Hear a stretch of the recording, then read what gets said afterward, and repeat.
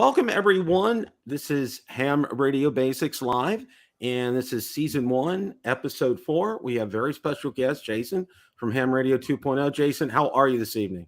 I'm doing good, Bill. How are you doing? Doing great. Doing absolutely great. It's a real pleasure to have you on. You're one of my Ham Radio heroes, okay? Okay. You That's know, good. but just want to spend some time tonight getting to, just some Q&A and just finding out some things. I know you said you started back with ham radio. When did you get started in it? I was first licensed in 1994. Oh wow. So, Okay. Yeah, it was a long time ago. So I was going to say, because now what sparked your interest in it? Did you? Back then I was in college back then, and we a group of friends and I wanted to be able to communicate between our vehicles, and this was back when cell phones would charge you a fee for per minute during the day. And so one guy had an idea. He's like, let's get CBs, and our church at the time had some CBs, so we were kind of used to listening to them. And so we all put CBs in our car, and we ran around like that for a couple of years. And through the CB radio, I met a guy who was interested in ham radio. I think he had been a ham years prior and then let it lapse. And so he starts telling me about repeaters. I'm like, what's a repeater? And he explained how a repeater worked. And I'm like, wow, that'd be really cool if you could get a repeater on 11 meter AM for CB. But then we started listening to some scanners and listening to ham radio repeaters. I'm like, yeah, that FM sounds a lot better, obviously. So me and two or three other guys went and all studied together and got our license together. So that's kind of how it started. Cool. Very cool. One of the things, to me, and I think it's so important today is, with social media and technology and everything, I think it's YouTube. A lot of people just bash the daylights out of YouTube, but it's just absolutely fantastic, because I can tell you from your channel, from Josh, and several others, I've learned so much. I started out in 2014, and moving to Florida, it was, I was in Ohio, no hurricanes, all I had to do was worry about winter storms. Well, hurricanes are a different beast. And, I wanted to make sure that I had some alternate forms of communication, because, when it hits the fan down here with a hurricane, the regular infrastructure is down. And that's how I got started doing ham radio. And it was in rapid succession. I mean, I took the general, then I took, I took the technician, and then it was pretty much right after that, I took the general, and then right after that, amateur extra, boom, and I was done. But I let it sit for a few years. Life got in the way. I was a newlywed. I got married, about 10 years ago, and, just a whole lot of stuff. But now things have settled down, and, the past couple of years, I've been able to focus on that. And I've really enjoyed it. And I've really enjoyed your channel. And, some of the things, one of the things I really like, Jason, is your commitment to education and doing that. How did you get started with the gentleman who you have on there who helps you out with that? I think that's fantastic. Yeah, so that's you're probably referring to Chris, who's KD5HIY. He's a local ham that lives just in the next city over from me. He and I have been members of the Hearst Amateur Radio Club for a number of years. In fact, when I kind of did the same thing. I got licensed, and I used it for a couple of years, 2 or 3, 4 years, something like that. Then I dropped it. Then I picked it up again and dropped it. And I did that for the first, 15 years I was licensed, something like that. And I picked it up again around, I think it was around 2012 or 2013. And I found the Hearst Amateur Radio Club, which Hearst is a city that's like 2 cities over from Grapevine in what we call mid cities, halfway between Dallas and Fort Worth. And I found that club, and I found the repeater, and got on the repeater one day, and I started talking to this guy, Noel, KF5SOK, who's actually one of my admins on the channel now. I've known him for a number of years. And I started coming to meetings, and I found out that they were doing classes for general upgrade, which at the time I was still a technician. I was a technician for like 18 years. And so I was like, okay, I'd never heard of such a class. When we went and studied, my friends and I went and studied together for our technician license. It was we just studied out of a book. I think it was an ARRL book, and we didn't have any classes or anything. I didn't know about anything back then. Maybe they had them. I don't know. But this was the first time I had a class. So we went to the myself and one or two other people I knew went to the Hearst Amateur Radio Club, went through their general class, and got our general upgrade through that. That was probably 2013-ish, something like that. And then I had to renew my license for the second time next year. I was kind of bummed that my upgrade didn't renew my license for me, but that's okay.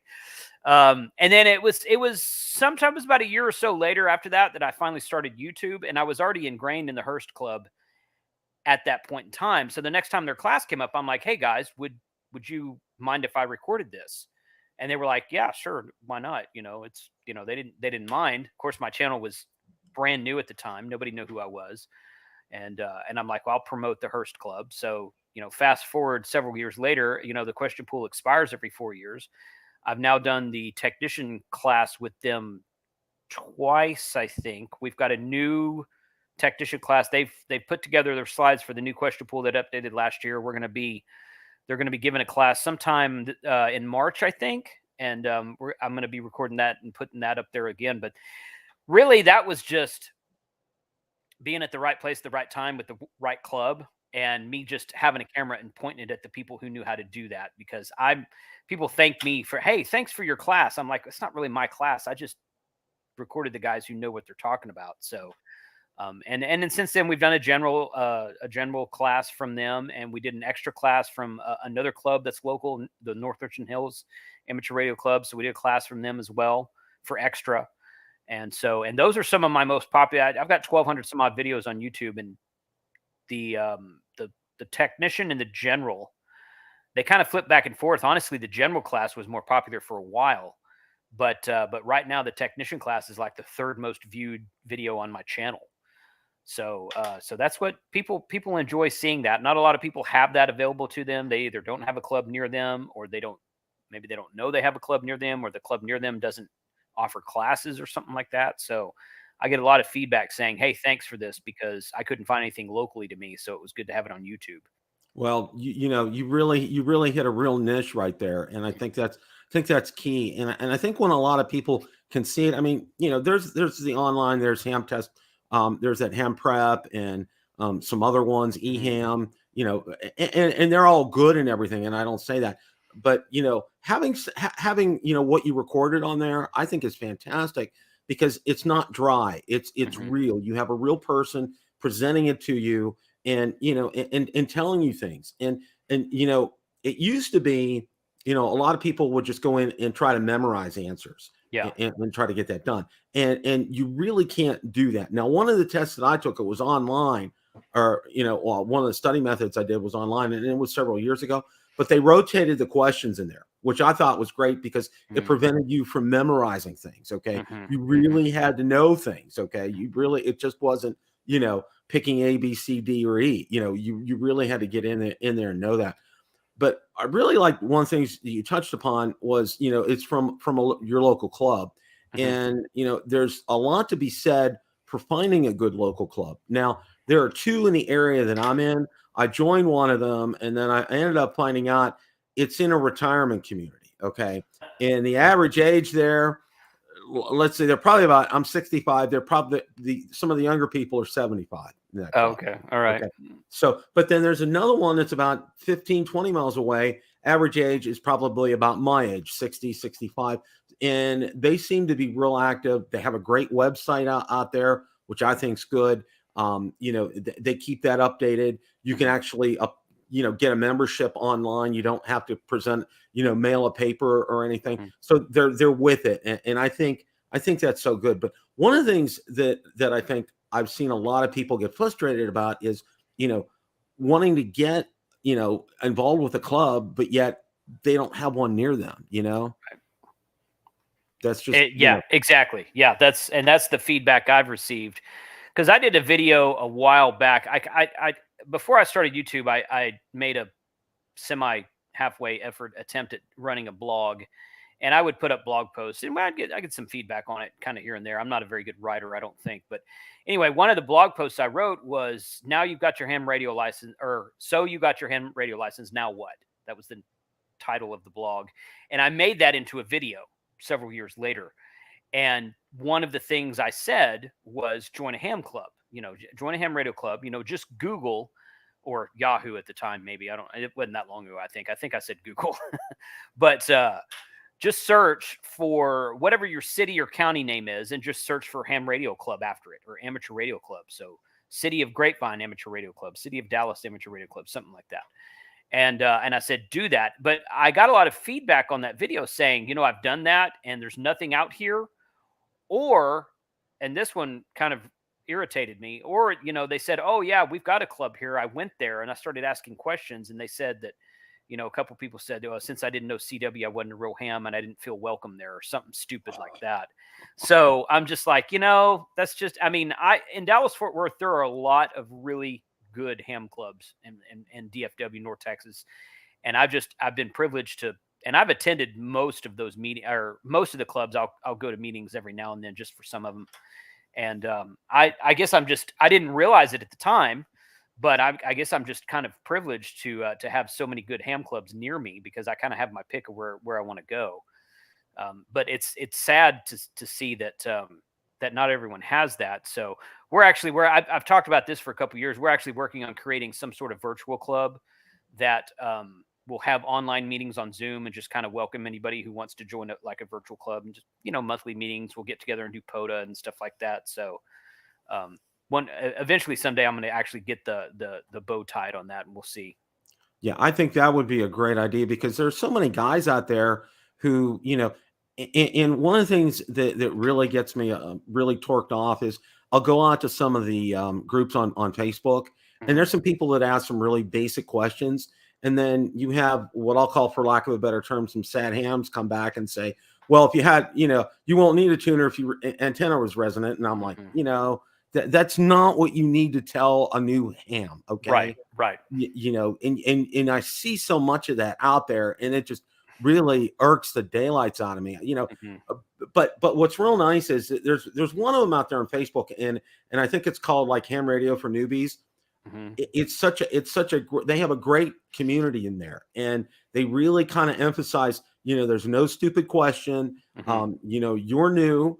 We're not going to condescend you. We're not going to come back with a smart aleck answer to you guys. We're going to try to help you along. And also, they'll go the extra mile and try to help you find somebody in your area, which I think, that's really good. Well, today, and I talked a little bit about this with, I had Scott from Ham Radio for Non-Techies on my first show. And, he and I talked a little bit about, how nowadays it's us, we're the Elmers out there, and people come to us for advice. I've had a gentleman, he's a disabled vet, and he's emailed me several times asking me questions. And I consider that an honor and a privilege. I kind of get the same thing on my drone channel, Bill the Drone Reviewer. I get a lot of emails daily from people just asking me basic questions. And I think, and that's so satisfying and so fulfilling. I mean, I really get a lot out of that. And I'm sure you do too. I think, it really helps to know that you're helping somebody. Okay. And, as I told people, there's no such thing as a stupid question. Like how do you set up an IC 7300, out of the box? What do you do? When you get a hand talkie, okay, programming it, how should I program it? Should I use Chirp? Should I buy the other software? It's these kind of things that really help people get comfortable and really embrace ham radio. That's absolutely. Yeah. I mean, some of the talk about sad hams. Some of the sad hams are like, the internet's killing ham radio, or YouTube's killing ham radio, or Facebook or Twitter or whatever. I've heard that a bunch, and I still maintain that nothing's killing ham radio, because if you look at the numbers, they're still going up, and they've been going up since 2006, which is the year they dropped the last CW Morse code requirement for testing. They got a really good shot in the arm at COVID, of course, but they were on an upward trend for a decade and a half before COVID got here. So ham radio is not dying, but if it were to ever kind of go towards a downward trend, my opinion would be it's all the bickering between current hams, and it's all the unwelcoming hams to new people that would actually kill that long before social media, YouTube, or anything else does. So Yeah, I I'm think like, you're right. all the people that just want to complain about something, yeah, I mean, they're the problem. So Yeah. it's Yeah. YouTube's not the problem. They are. Well, I know you just came back from HamCation, which is Hmm. always a treat. And I know you saw a bunch of guys out there, and I can see from the pictures you guys had a great time as Yeah. usual. So, gotta ask you, did you pick up anything? Yes. Yeah, I did. Actually, I think you can see it right here. Uh, I got from uh, Whiskey 2 Hotel Victor Hotel. I'm currently putting this together, but I don't have it done yet. It's an IC 705 Go kit. Oh wow. And the 705 goes in there. The tuner goes behind it. There's a place for a battery at the top. That's a bi-window. That blue thing on the top is a bi-window. It has this bag that it goes in. It's got power poles on the front, so you can charge via from another battery. Put a bigger, longer battery. It's got a USB B connector on the front, so that you can plug it into plug the digital modes into a computer and use the same cable that the IC 7300 uses. So it's Wow. got a lot of That's stuff like awesome. that. So this is pretty cool, and some people said, well, that takes your 705 and makes it to where it's not as portable anymore. And I'm like, well, yeah, but I don't care, because the 705 to me is not very portable. It's a little bit too fragile to be portable. That's a Right. another Yeah, that's a I would topic. agree.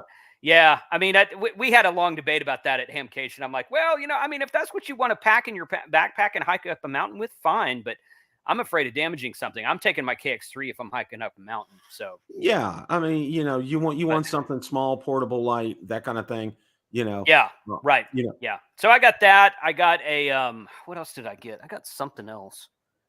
I can't remember right now. I picked up that 818 we were talking about before the stream started. okay. I got the display model.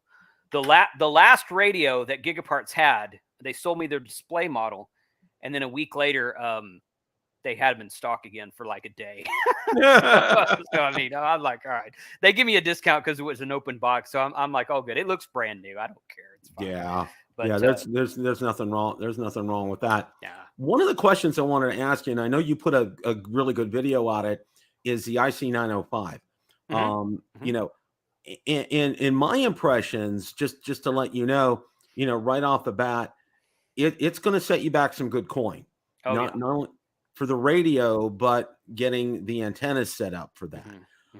Hmm. My whole thing with that, and I've talked to several other guys, is do you have a good microwave community in the area in which you live in? Right. Okay. Right.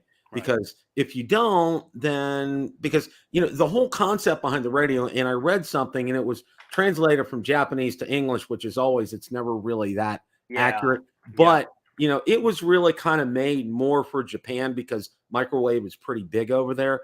Just Hmm. wanted to hear your thoughts about that, Jason. What do you think about that? Um, I my first initial thought when that radio came out was, hey, that's kind of kitschy and neat and very not narrow minded. That's not what I'm saying. It's too nichey, too much of a nit, too narrow of a niche. But there was a lot of speculation about what it would and wouldn't do. So once I figured out what it would do, which they made an announcement, I think it was around Huntsville of last year when they were talking about that. And once I watched the interview that Josh did with Ray, and I'm like, okay, that makes more sense now. I think that, and I told Ray this in my interview with him at HamCation. I think that radio is an excellent example of use it or lose it. So we're always talking about how if we don't use our bands, we're going to lose them, like the 220 band, the 900 megahertz band, microwave bands. We lost the 3.3 gigahertz band, or at least part of it, I think, which we had some Arden stuff on that band a while back. I don't remember if we lost the whole thing or just part of it, but somebody can correct me if you want to. But it's I don't know of any other radio manufacturer making a radio for those bands. Now, it'll do 2 meters, 440, 70 centimeters, and 1.2 gigahertz all mode. Okay, so it already does all mode. The The 705 kit was it was 420 with a battery. When I walked by his table, he was out of battery, so I went and bought my own battery. He sold it for 370 without the battery. So I've never seen I've never seen a non-homebrew radio that'll do 2.4 and 5 gigahertz. So this one will do 2.4 or 5 gigahertz, and with an add-on, it will do 10 gigahertz. There's guys who are doing this. They have these elaborate microwave dish setups. I attended the Microwave Update Conference, and that was in Dallas 2 or 3 years ago. And those guys have some really wicked, cool looking setups that they drive up to a mountain. they don't backpack that stuff in, but they drive it up to a mountain, and it's like, man, you guys are like, we get accused of talking to aliens when we have an antenna in the air at a park. These guys are like really talking to aliens out here. It looks like they are.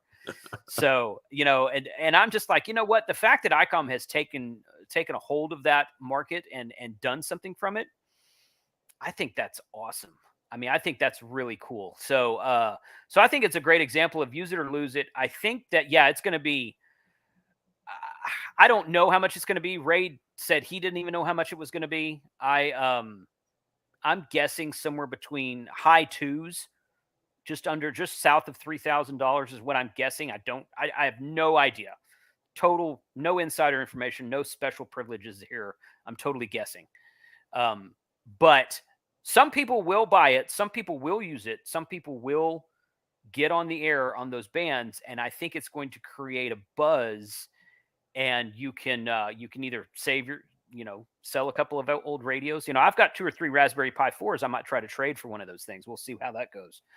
But that was a joke about how expensive those are right now. But I try to make jokes sometimes. They don't work.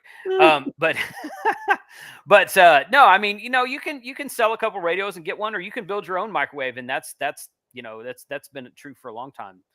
Build your own microwave setup, and I think it's going to be a fun part of the hobby that I have not experienced before, and that it's going to get more people interested in that side of the hobby where they haven't been there before. So I think it's a good thing.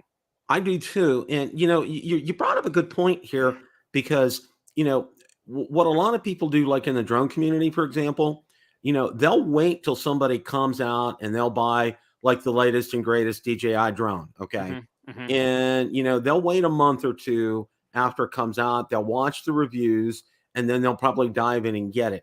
And I think that's going to be the case with the 905. I think people are going to sit back initially. You're not going to get, a lot of people buy it, but maybe you might get it, maybe Josh might get it, and some other ones. And what's real interesting, and I got to throw this in, which I think it's just an absolute hoot. Okay.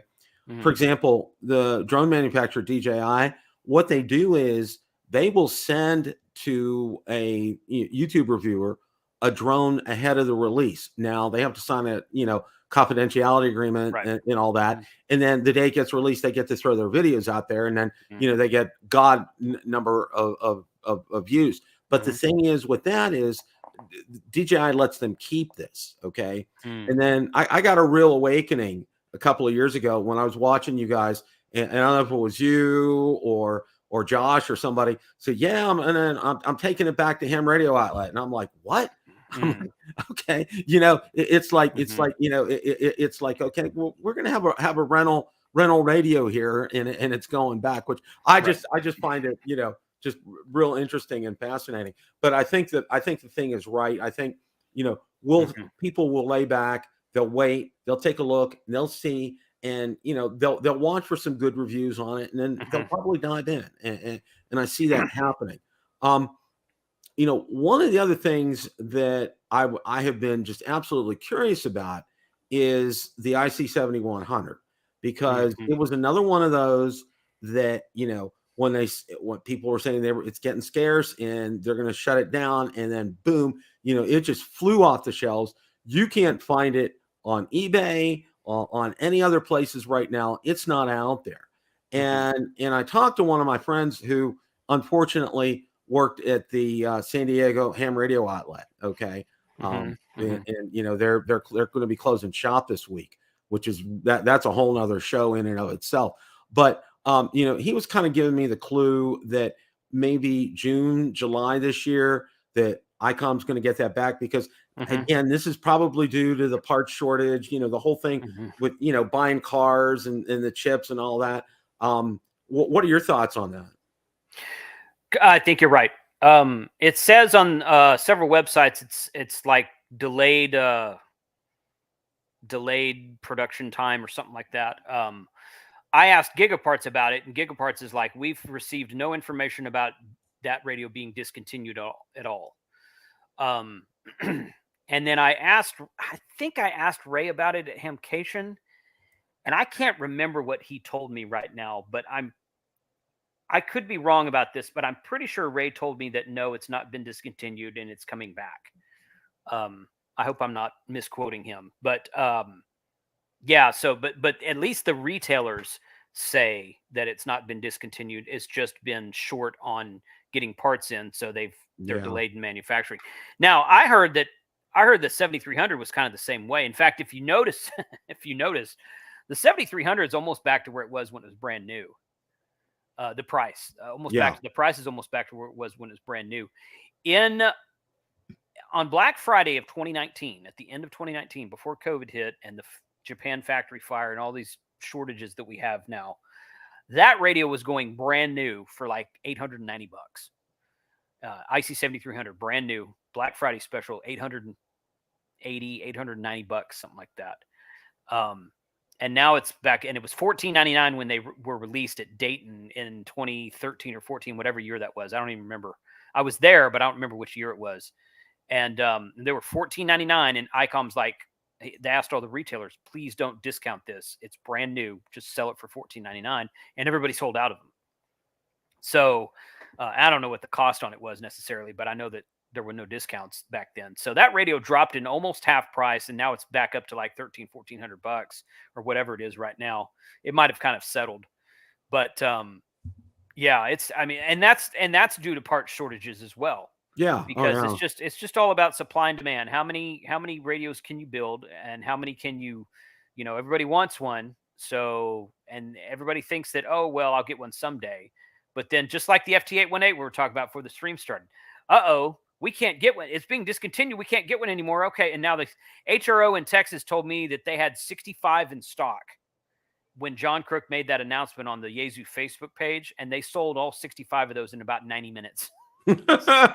He's like, we sell like one a week, maybe, because that radio is like 10, 12 years old. It's not new. There's nothing fancy about it. It's 6 watts. I'm not trying to dog it, but you've got a lot better. You got a lot newer options for if you want a QRP rig than the FT818. But I tell you what, when they announced it was going away, boom, everybody wanted one. So, oh yeah. Well, I just picked up an 891. Okay.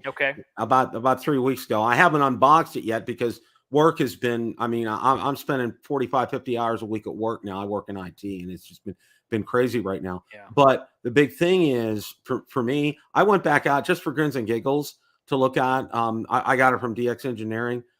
They're on back order until April right now. Somebody showed that. I think I saw a Facebook post about that earlier. They're like, wow, April, sheesh. But yeah, I don't know. Yeah. Which and it doesn't surprise me. And the whole thing right now, and I know some other guys have done some videos on, the whole thing about supply and demand and things like that. And, what I say is just number one, and we talk about this in the drone community, enjoy what you have right now. Okay. Save your piggy bank for when it comes out. And if you can put a deposit down, do it. Just, just be aware it may take a while. And that's why talk about patience. And, I know one of the things that has piqued my interest is a KX3. And, and I'm looking as far as build times, and somebody told me, first person told me 12 weeks. Okay. And then another person told me probably more like about 20 weeks. Okay. And that's a conservative estimate. All right. But, it's one of those things that everybody has said it's worth the wait. Yes, I would agree with that. Yeah. KX3 is a fantastic radio. And because, I've heard a lot of people talk about, and I know T.O. loves his Xiegu 6100. All right. And that's I a don't know. large. I don't know. He was kind of bad mouthing it at HamCation. I think he's kind of over that radio, but Yeah, well, early on, he was just like oh all yeah, over it with the yeah, firmware updates and everything. And I think that's the thing.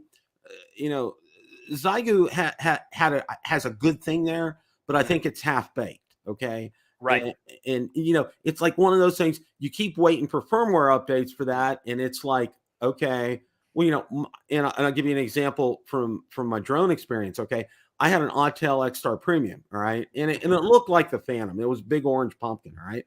Well, the thing that killed that was everybody was waiting for firmware updates, and they never came out with that, and it just level set the drone. And I think people's frustrations, like with the 6100, is is these firmware updates Yeah. and the lack of things. But is it a good price? Yeah, but there's some trade-offs there. It's like right away. Julian OH8, he's the expatriate. He said first thing when you get that radio, toss the mic in the garbage can. He says it's a piece of trash. But getting a good QRP and see, I had so many people ask me about what is a QRP radio that you would recommend? Okay. And my first question is, how much money do you want to spend? Literally. Okay. Because, you can get a 705. All right. You can get a KX3. Okay. You can get the Lab 599. All right. But, again, it's how much money do you want to spend and, what you're going to get back in return for that. And, one of the things for me is, and I tell people, are you patient? Can you wait? Yeah. Yeah. Because if you can wait for a KX3 because it's worth it. Okay. But if you can't, look at something like a 705 because almost everybody has those in stock right now. Yep. I think that I'm not big on QRP. I don't really enjoy it that much. You wouldn't know that because I have one of every model of QRP radio that's out there, or almost anyway. So, for me, my question always is, what are you going to do with it? I mean, the question about how much do you have to spend is also a very good question. But I always ask them, well, what are you going to do with it? I mean, so if you're going to use it at home, then no, don't, go get 100 watts. If you're going to use it in the car, go get 100 watts. If you're going to backpack with it, yeah, KX3 is going to be KX3 or the Lab 599 is going to be a better choice in my opinion. The 6100 and the 705 are a little bit too fragile for that, I think. Yeah. And I agree. And but, one of the things, I talked to a good Elmer, and when I first really got started out, and one of the things that he told me was, he said QRP. He said wait. He said don't even think about it. And it's so right, because I see a lot of guys out there. Their eyes get big as silver dollars, and they're like, oh yeah, I can get this radio, and I'm like, time out, guys. Okay, because try getting like, and what I always suggest, if you're going to spend that kind of money, get a 7300. All right. right. Because you're going to have something, you're going to punch through, you're going to make contacts with that. Okay. You are going to get, and this is the thing. And I've heard, and I've had several Elmers tell me this is, you get a QRP radio, it may frustrate you enough that you may leave the hobby altogether. Right. Correct. Yep. Yeah. I record, I don't know if you saw my, my thumbs down video, but I kind of got I caught some flack over that, but okay. So I did a video. So the 705 was released during the height of COVID and lockdowns. It was actually supposed to be released before all that, and just because of everybody had to go home and nobody could go to work anymore, it was delayed, like many things were. So around that time when COVID started, a lot of people went home, had to go home, work from home, or got laid off, heaven forbid. And the ham radio license, the virtual ham radio license testing started about that time. And we saw a huge jump in numbers of getting newly licensed hams. And I can't count the number of emails I got, Discord messages I got, comments on videos saying, hey, I just got my license, testing for general next week. I'm thinking about the 705 as my first radio, because my first HF radio, because it's brand new. It's about to come out. What do you think? And my response was always the same. Do you know what QRP is? Well, no, I haven't learned okay. Do you know what low power HF is? And they're like, well, and you could tell they didn't know. I'm like, don't get that radio. There's nothing wrong with the QRP radio if you understand what it is. I'm like, literally, when the 705 came out, the IC 7100 did everything, all the same stuff. No tuner, built-in sound card, all the same bands, all the same modes, except 7100 has D-Star and the 705 doesn't. Wait a minute. Yeah, it does. Never mind. Doesn't it? I can't even remember. Yeah, it does. It has D-Star. Yeah. So all the same bands and modes. I get confused. All the same bands and modes, all the same features, half the price.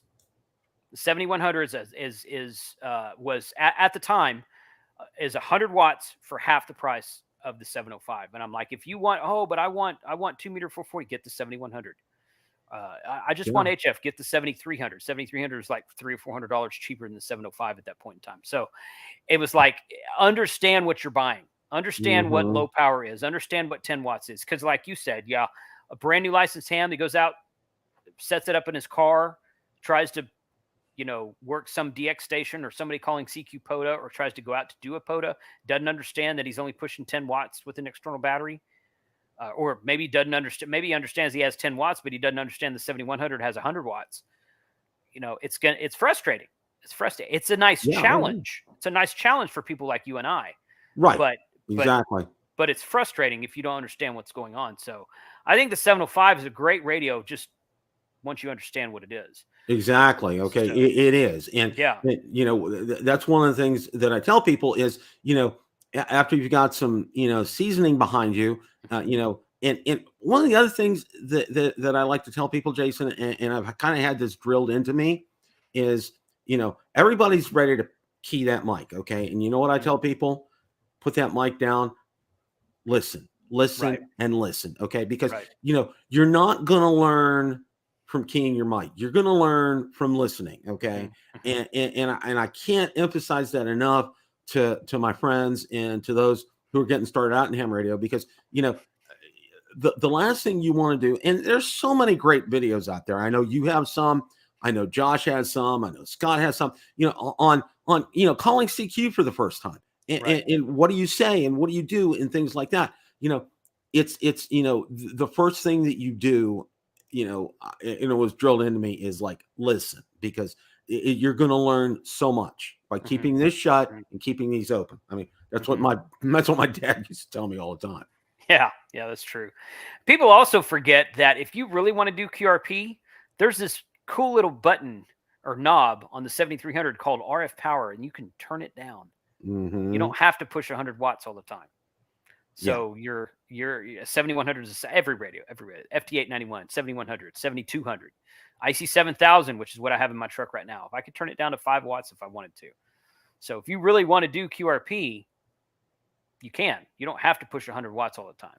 Oh yeah. But yeah, I just my big thing was just always trying to educate people on what the differences were between all these things, and just making sure you got, because we don't want people to get interested in the hobby and then make a bad decision on buying a radio because they don't understand the nuances of that radio, and then get frustrated and leave the hobby. We don't want to. We want to try to Elmer people as much as we can. Exactly. What piece of equipment do you want that you don't have?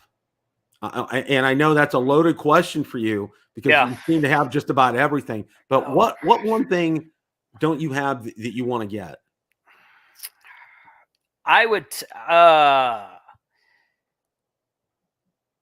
say it's a toss-up between a Flex 6600, which I have a 6400, and at the time, I had opportunity to get a discount on a 6600, but I just didn't have the money at the time. Love my 6400, but the 6600 has a few more features on it. It would either be that or one of the new K4s from Elecraft. Probably. Yeah, those K4s. Probably the K4, only because I already have a Flex.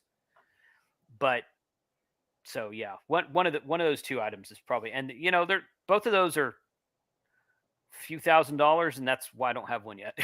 So, I hear that, and it's like, I like to stay. I like my wife, and I like staying married. So, Right. you Yes. know, Yeah. That too. Yeah. and I Totally. don't like sleeping on the couch. So, No. those all add up real quickly Uh-huh.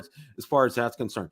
It's going to happen sooner rather than later. Dayton's coming up around the Mhm. corner, and you know, now as far as getting up there, are you going to drive up to Dayton?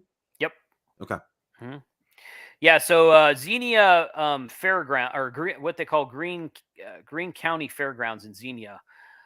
They have, I don't know, 75, 85, something like that RV spots, which is small potatoes compared to all the people that we bring to Dayton. I think we really surprised them the first time we had Hamvention there.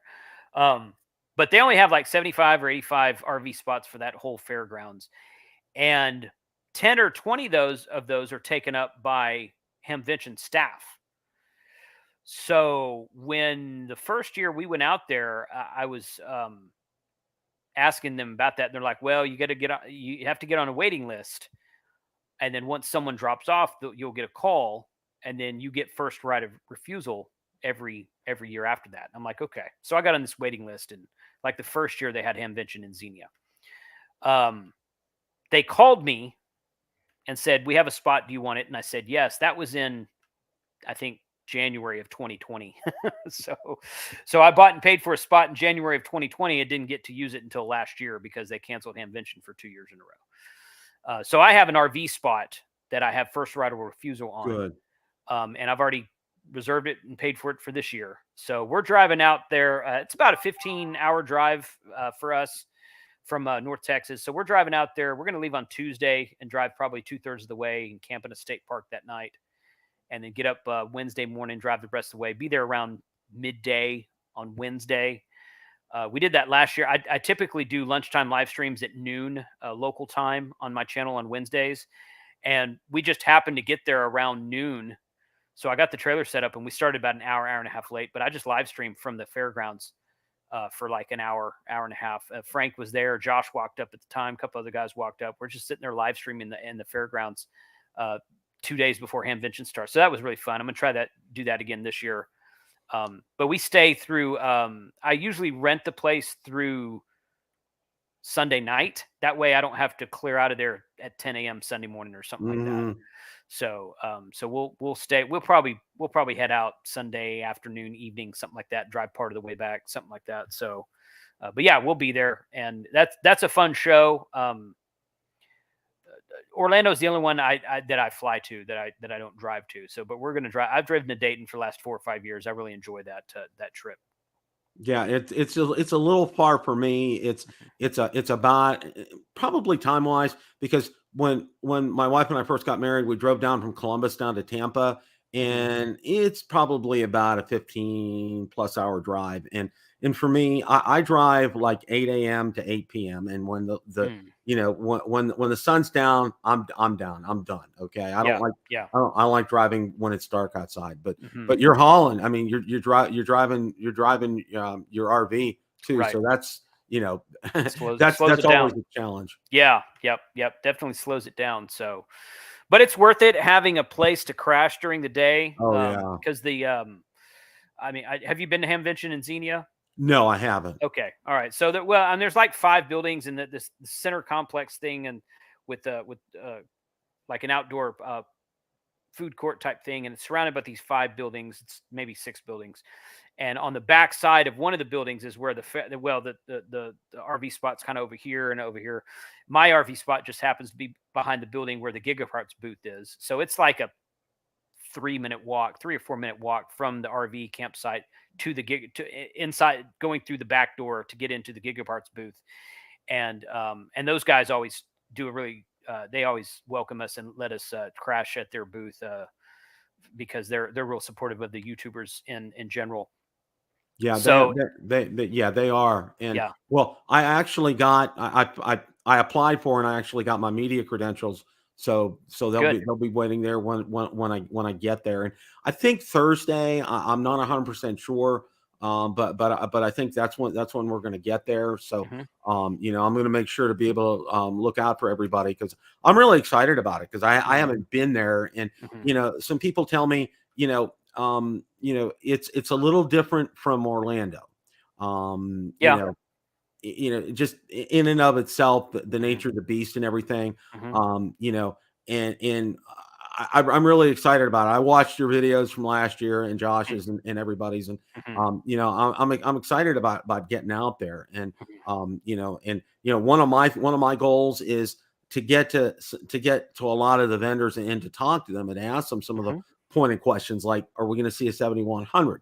Yeah. And those kind of things. So Mhm. I'm really kind of looking forward to that and to meeting everybody, because I know Mhm. um, I've leveraged my YouTube skills from now my other channel. I have about 12,000, 13,000 subscribers Mhm. on my drone channel. And, I'm not big by any means, but I'm not small. And that's what's helped me get off on a good start on this channel is, I leveraged all those, YouTube skills that I learned from the other channel, Mhm. ported it over here. I've already got 1,000 subscribers. I don't have the hours yet, but it's getting there, and I'm Yeah. seem to be pretty pleased with that. So yeah, we're looking forward to it. Yeah. It's gonna be fun, and plus, I get the added bonus of going to see my children and visit my granddaughter. So I mean, it's a Yeah. win-win. Now, what we're gonna do, and what we did, we went up in December. For the first time, we did a Verbo, and Mhm. we Mhm. found it was an apartment, and we stayed for like $89 a night, which was it was a steal. But Mhm. then you go to find out with things like that is they didn't have lights in the living room. It was very sparse in terms of furniture, no Mhm. dining room table, no nightstands in the bedroom, that kind of thing. I mean, Mhm. but for $89 for a place to crash, I mean, it really was great. So that, yeah, we're looking forward to that. It's probably what we're going Yeah. to do again, because it helps saving some money here. So, Oh yeah. And that's one of the things that I'm really good. One of the other things I really like about what you do, Jason, and you do everything and you do it well. But one of the things I really like is you stay on top of, when things are on sale, you get mhm. information out there to everybody to be able to do that. I just think that's fantastic, because I know you do some lunchtime live streams and some other ones, and you'll come out and you'll tell us about these sales. And I think that's Mhm. fantastic. I think that's a great thing that you do. Yeah. Thanks. Yeah. That kind of started a few years back when I was doing week of Black Friday sales, and those seemed to be popular, and people seemed to like that kind of stuff. So I was like, well, people run sales throughout the rest of the year too, so let's just try it once a week. And I did that for two or 3 years every Friday.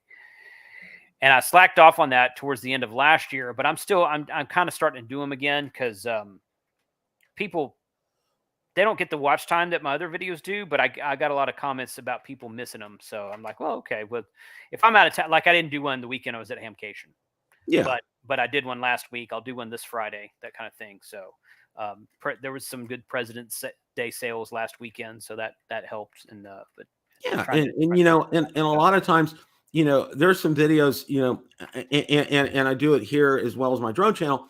There's some videos that I do that I know they won't get the hits, but hmm they're going to yeah, get, they're going to get some great information out to people, right, because I've had so many people get some feedback from that. Bill, thank you for pointing me to XYZ. Well, right, a lot of people don't know things like everybody knows the big three, okay? hmm But then, the other ones, the one down in Texas, God, it's on the tip of my tongue. Um, Flex Radio, no, main trading company. Main training company. Yeah, Yeah, yeah. yeah. People, it until I watched your channel, I had no idea Oh yeah, about that. yeah. And then there's that one in Ohio as well too. I think it's hmm near Cincinnati. Um, hmm which I think is great, because it gives people, besides HRO or DX or Gigaparts, if they don't have something in stock, some of these other places might, Yep, I think is fantastic. yep. Agreed. Yep. What It's and it's a fun show to keep up with. So yeah. it is. Well, and one of the things, and I got to say this about the big three, I've never had a bad experience with any one of them. Okay, hmm they've all taken good care of me. That they've all gone the extra mile when something went wrong. And I've really appreciated that. They've done a good job. And well, for me, probably the one where I can get things probably the fastest is probably Gigaparts. because Mhm. of where I'm located in Florida. Because usually from HRO, I'll probably now sometimes they have a store outside of Orlando, Right. but it doesn't necessarily mean that they're going to have what I want in stock. A lot Right. of times when I order from HRO, I'll get it from Virginia, okay, Mm. or Okay. Atlanta. But Yeah. more often than not, it's going to come from Virginia. But for Gigaparts, it's a hop, skip, and a jump over for Yeah. us. Yeah.